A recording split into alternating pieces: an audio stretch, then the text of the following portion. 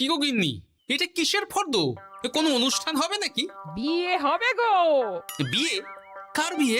ভগবান শিবের সাথে দেবী পার্বতীর বিয়ে। সামনেই শিবরাত্রি, মনে নেই? হ্যাঁ, তা মনে আছে, কিন্তু এই ফর্দটা কি জন্য গিন্নি?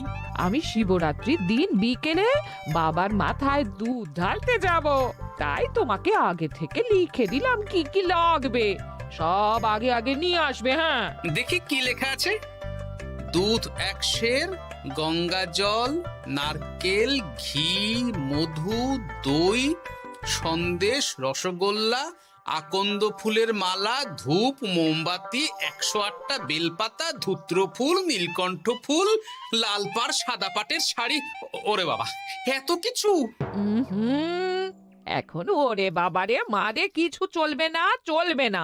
আর আগে থেকে লিখে দিয়েছি, আমি কোনো বায়না শুনবো না। হ্যাঁ, যদি না নিয়ে আসো তাহলে কিন্তু চলে যাব। হ্যাঁ, বলি, শিবরাত্রির দিন তো মেয়েরা বাবার মাথায় দুধ জল ঢালে বাবার মতন স্বামীর কামনায়। তা আমি তোমার স্বামী তো উপস্থিত, তাই এত কিছু। তোমার মঙ্গল কামনায় গো। তুমি আর বাড়তি কথা বলবে না, যা বলেছি সেদিন নিয়ে আসবে। হ্যাঁ, বেশ বেশ, ঠিক আছে বাবা, ঠিক আছে। তাহলে আমি এখনই যাই, সব দোকানে দোকানে বায়না করে আসি। সেদিন তো এইসব জিনিসের চাহিদা তুঙ্গে থাকে। হ্যাঁ, তা যাও, সেটাই বুদ্ধিমানের কাজ হবে। হ্যাঁ,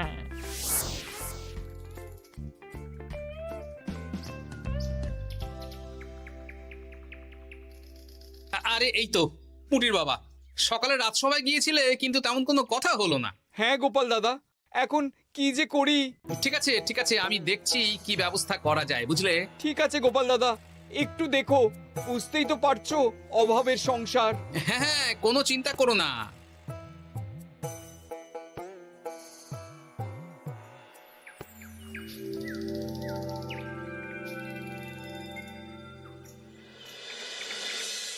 আচ্ছা, আজ তাহলে শিবরাত্রির আয়োজন নিয়ে আলোচনা হোক। মহারাজ, এসব নিয়ে আপনি চিন্তা করবেন কেন? আরে আমার মতন একজন মন্ত্রী থাকতে আপনার মাথা ঘামানোর কোনো দরকারই নেই। না না মহারাজ, একদম মন্ত্রী মশাইকে দায়িত্ব দেবেন না। উনি প্রত্যেকবার দায়িত্ব নিয়ে সব তালগোল করে দেন, আর সব শেষে বলেন আমার ভুল হয়ে গেছে, আমাকে ছেড়ে দিন। এই গোপাল গোপাল, একদম বাজে কথা বলবে না। আমি এখন ভালো হয়ে গেছি। ভালো না কালো? মহারাজ মহারাজ, আপনি আমাকে দায়িত্ব দিন, আমি সব সামলে দেব। সব কাজ সবাই মিলে করলেই তো ভালো। পুজো পাঠের দায়িত্ব আমার, বাকি আমি জানি না। সে ঠিক আছে, কিন্তু পুজোর জোগাড় অনেক দায়িত্ব, সব হিসেব করে কেনাকাটা করতে হয়। সবচেয়ে বড় ব্যাপার, তার জন্য সৎ হতে হয়।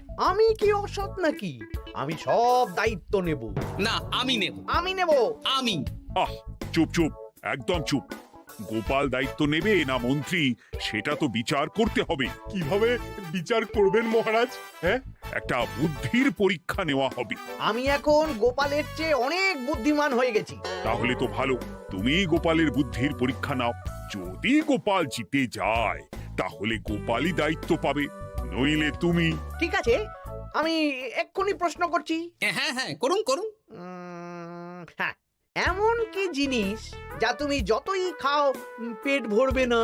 বাবা, মন্ত্রী কি প্রশ্ন করলে! গোপাল, বলো বলো বলো। এবার জমবে মজা। বেশ, তাহলে বলি। হ্যাঁ, বলো বলো। উত্তর হলো বাতাস। যতই খাও পেট ভরে না। গোপালের কি বুদ্ধি! ও মন্ত্রী মশাই, এই গোপাল তো প্রথম দানেই বাজিমাত করে দিল। হ্যাঁ, প্রথমটা তো সহজ ছিল। ঠিক আছে, এতই যদি বুদ্ধিমান হও তাহলে আরেকটা পরীক্ষা দাও। হ্যাঁ মন্ত্রী, বলো। এবার আপনারা একটু অপেক্ষা করুন, আমি আসছি।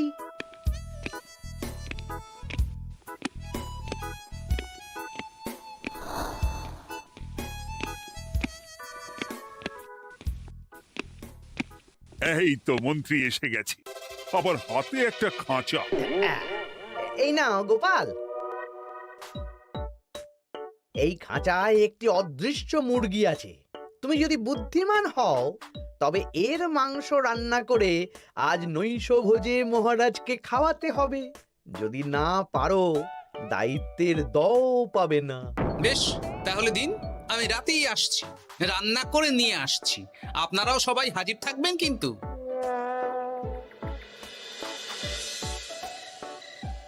এই সেরেছে, গোপাল যে এখনো এলো না। গোপাল নির্ঘাত ফেসেছে। এই তো চলে এসেছি। এ কি গোপাল, তুমি তো খালি হাতে। মাংসের ঝোল রেঁধেও এনেছি। কই গোপাল, অদৃশ্য মুরগির ঝোল কোথায়? হ্যাঁ, কোথায় গোপাল? আহ, মহারাজ, অমন সুস্বাদু মুরগি আমি আগে কখনো খাইনি। আমি সেটা রান্না করে রাজপ্রাসাদের প্রধান ফটকের বাইরে রেখে এসেছি। মস্করা হচ্ছে? চলুন তো গিয়ে দেখি। হ্যাঁ, চলো তো।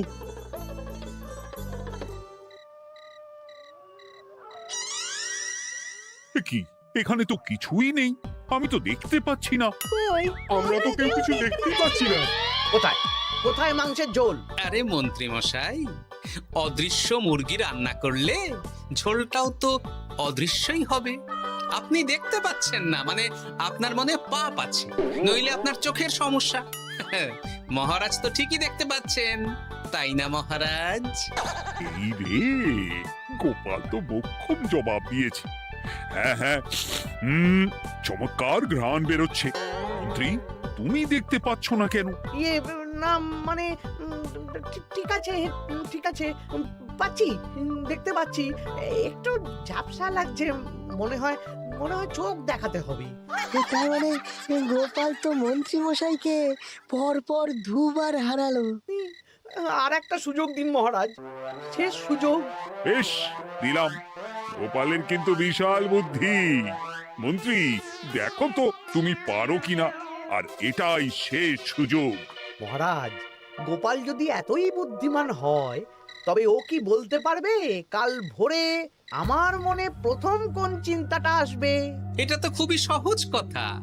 কাল ভোরে আপনার মনে প্রথম চিন্তা আসবে মহারাজ যেন দীর্ঘজীবী হন এবং রাজ্যের উন্নতি হোক।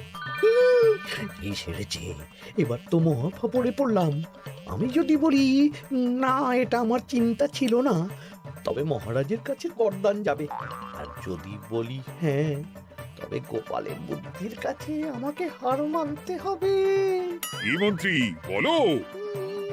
হ্যাঁ, ঠিক বলেছ গোপাল, এটাই আমার চিন্তা ছিল। সাবাস গোপাল, সাবাস, কি তীক্ষ্ণ বুদ্ধি। তাহলে এই বুদ্ধির পরীক্ষায় বিজয়ী হলো গোপাল। জয় গোপালের জয়। তাহলে শিবরাত্রির পুজোর আয়োজনের দায়িত্ব এবার গোপালের। আমার আর কোনো চিন্তা রইল না। মহারাজ, গোপাল তো সব দায়িত্বই পেল, আমাকেও কিছু একটা দায়িত্ব দিন। আমিও একটা ঈশ্বরের সেবা করার সুযোগ চাই। আহ, তুমি তো হেরে গেলে। তাতে কি, ভালো কাজ করতে চাইছি, একটু সুযোগ দিন মহারাজ। বেশ, তাহলে তুমি গ্রামবাসীদের ভোগ প্রসাদ খাওয়ানোর দায়িত্বটা নাও। ধন্যবাদ মহারাজ। হ্যাঁ মন্ত্রী, মিলেমিশে কাজ করো, কিন্তু ঝামেলা করো না। না না, আমি সুষ্ঠুভাবে পালন করব। ঠিক আছে মন্ত্রী মশাই, তাহলে ওইটুকুই করুক, কিন্তু আমার কাজে কোনো বাধা দিতে আসবেন না। না না না, তোমার কাজে কোনো বাধা আসবে না। আমি ভোগ প্রসাদ বিতরণ, খাওয়া দাওয়া, এই সব ব্যাপারটা দেখব।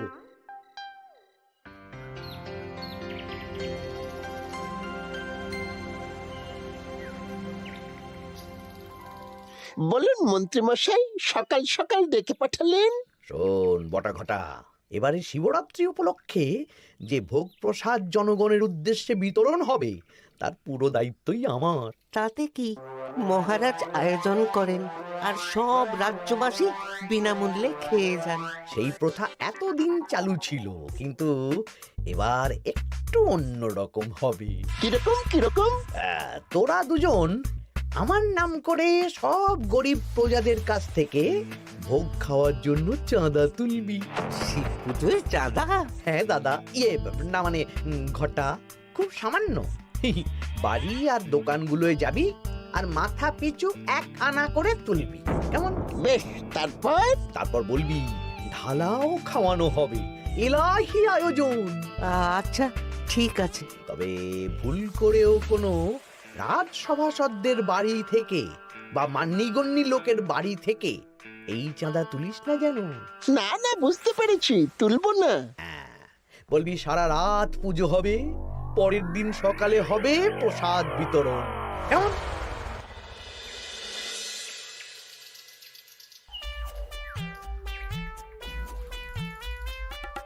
বলা, এবারে শিবরাত্রি উপলক্ষে যে পূজা হবে তার ভোগ প্রসাদ খাবে তো? হ্যাঁ হ্যাঁ, নিশ্চয়ই নিশ্চয়ই। এবারে সব দায়িত্ব মন্ত্রী মশাইয়ের, এলাহি আয়োজন। তা তোমাদের বাড়িতে কতজন সদস্য?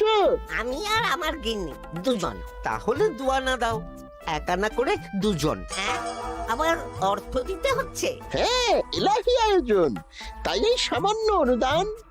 আচ্ছা বেশ, এই নাও দুয়ানা। চিন্তা করো না ভোলা, এমন খাওয়ানো হবে না। রাতের বেলা শিব পুজো আর পরের দিন সকালে জীব পুজো। বাবা বাবা বাবা, সব দোকানে দোকানে আমি যাচ্ছি, আর তুই লোকজনের বাড়ি বাড়ি যা। বেশ। রে, কত হলো? অনেক হয়েছে মন্ত্রী মশাই, এই দেখুন। বাবা বাবা বাবা, এক আনা করে নিয়েই তো থলে ভরে গেছে।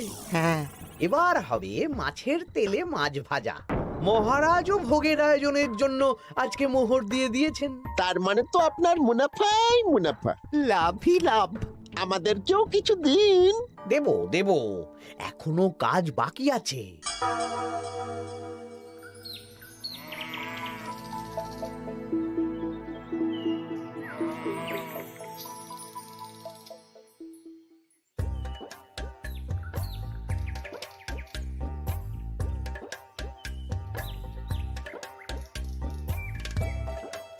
আরে আরে গোপাল দাদা যে, এত কিছু কি নিয়ে যাচ্ছ? এই তো শিবরাত্রির পুজো উপলক্ষে দশকর্মার বাজার রাজবাড়ি নিয়ে যাচ্ছি। এবারে তো এলাহি ভোগের আয়োজন। হ্যাঁ, রাতের বেলা শিব পুজো আর পরের দিন সকালে নাকি জীব পুজো। মন্ত্রী মশাই দায়িত্ব নিয়ে খাওয়াচ্ছেন। না না, খাওয়ার আয়োজন তো এমন কিছু নয়। আমি যতদূর জানি ওই খিচুড়ি, আলুর দম, ছেঁচড়া, পায়েস, চাটনি আর একটা করে মিষ্টি। আর যতদূর জানি এই ভোগ খাবার জন্য সব গ্রামবাসী থেকে মাথা পিছু এক আনা করে নিয়েছেন। হ্যাঁ, ভোগের প্রসাদ তো বিনামূল্যে। মন্ত্রীমশাই এক আনা করে মাথা পিছু নিয়েছেন? হ্যাঁ গো, এরকম তো কথা ছিল না। আচ্ছা আচ্ছা, আমি দেখছি কি করা যায়। দেখছি আমি দেখছি।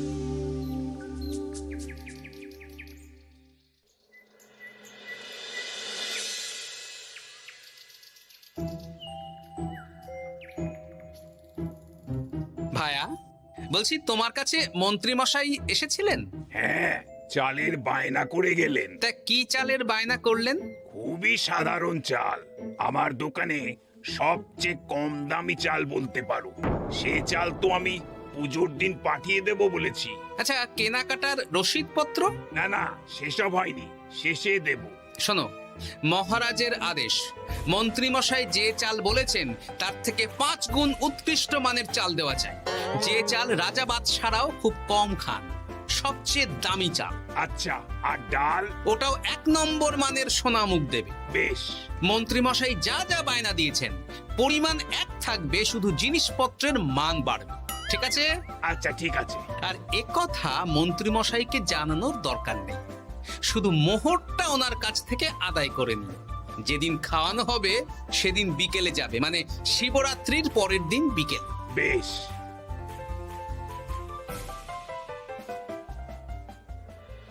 নাও ধরো গিন্নি, যা যা বলেছিলে সব কিনে এনেছি। এবার আমি মন্দিরে গেলাম, কেমন? ঠিক আছে গো, তুমি কি ভালো। দীক্ষেতা, চললাম এখন ভিড় সামলাতে।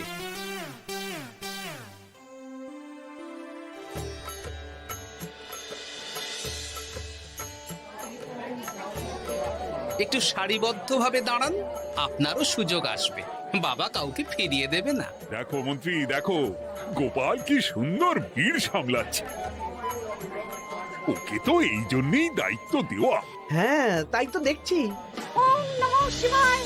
হে ভোলানাথ, দেবাদিদেব মহাদেব সকলের কল্যাণ করুন। জয় দেবাদিদেব মহাদেবের জয়। হে ভোলেনাথ মহেশ্বর, মঙ্গল করো বাবা। জয় বাবা ভোলাদেব মহেশ্বরের জয়। তা তোমার শরীর এখন কেমন? এই তো বেশ ভালো আছি। সবই তোমার জন্য। তুমি না সাহায্য করলে ওই ওষুধ আমার পেটেই পড়তো না। না না, আমি তো নিমিত্ত মাত্র, সবই মহাদেবের ইচ্ছে। জয় বাবা মহাদেবের জয়। চলি গো। কাল ভোগ খেতে তাড়াতাড়ি চলে এসো।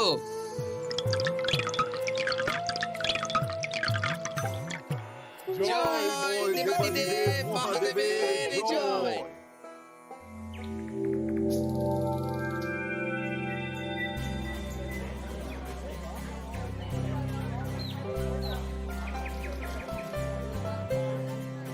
সত্যি মন্ত্রী মশাইয়ের ভোগের প্রসাদ পেয়ে মনটা ভরে গেল। কি সুন্দর রান্না, আর খাবারের গুণমান কি ভালো। তার উপর রসগোল্লা কত বড় বড়। এত বড় রসগোল্লা খাওয়া তো দূর, বাবার জন্মে চোখেও দেখিনি।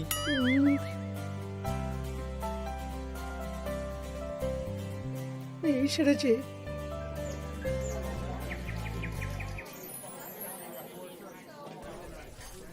এই যে পাচক ঠাকুর, শোনো। বলুন মন্ত্রী মশাই, আজ আমি খুব খুশি। কেন? আপনি মহান। কেন?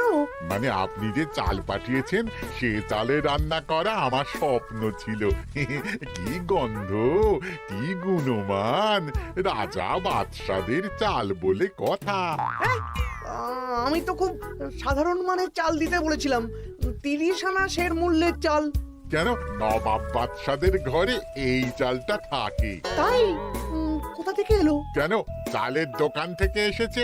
মিষ্টিও দারুণ, রসগোল্লা তো নয়, যেন যেন একেবারে বড় বড় রাজভোগ।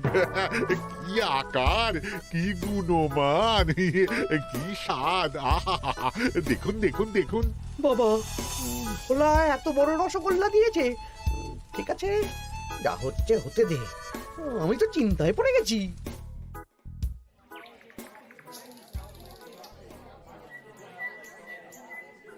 মন্ত্রী, তুমি কি করেছো?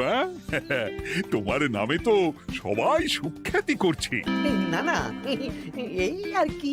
আমি যা অর্থ দিয়েছি এই আয়োজনের জন্য তো তার চেয়ে 5 গুণ বেশি মোহর লাগবে, কিন্তু তুমি কি করে করলে? মন্ত্রীমশাই সত্যিই ভালো হয়ে গেছেন। দেখো গোপাল, দেখো মন্ত্রী সত্যি বদলে গেছেন। সবই তো জনগণের সেবার জন্য। কে জানে বাবা, কি গড়বড় হয়ে গেল।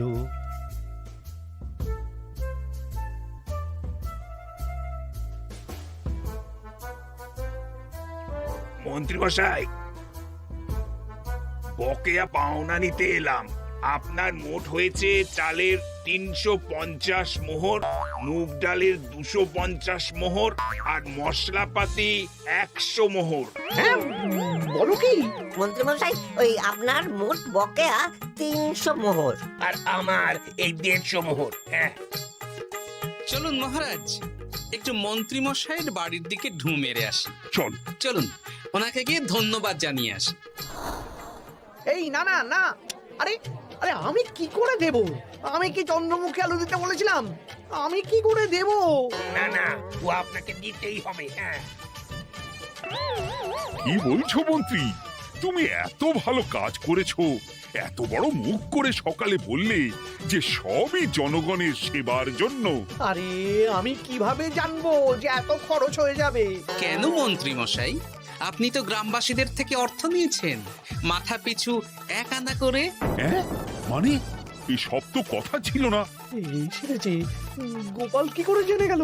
এসব কথা কি আর চাপা থাকে? আর সেই জন্যই তো আপনি ভালো মানের খাবার খাইয়েছেন। সত্যি তো, যে মানের খাবার খাওয়ানো হয়েছে তা কৃষ্ণনগর কেন, আশেপাশের কয়েকটা নগরের লোকও এই জিনিস চোখে দেখেনি, আর তাই তুমি অর্থ আদায় করেছো। না মানে, আমি বুঝতে পারছি না, আমার অনুমতি ছাড়া এগুলো হলো কি করে? মন্ত্রী মশাই, বকেয়া পাওনা দিন, নইলে খারাপ হয়ে যাবে বলে দিচ্ছি। হয়ে গেল, আমি ভিখারি হয়ে গেলাম। অগিন্নি, মোহরের থলেগুলো নিয়ে এসো, গয়নাগাটি নিয়ে এসো। আমাকে পথে বসিয়ে দিল। কে কে আমার এত বড় সর্বনাশ করলো? আমি মন্ত্রী মশাই, আমি। আপনি যখন চাঁদা তুলে ভালো খাওয়াতে চাইছেন, তাই সবচেয়ে ভালো খাওয়ানোর ব্যবস্থা করে দিলাম, তাও আবার আপনার ঘাড় ভেঙে। আমার সর্বনাশ হয়ে গেল।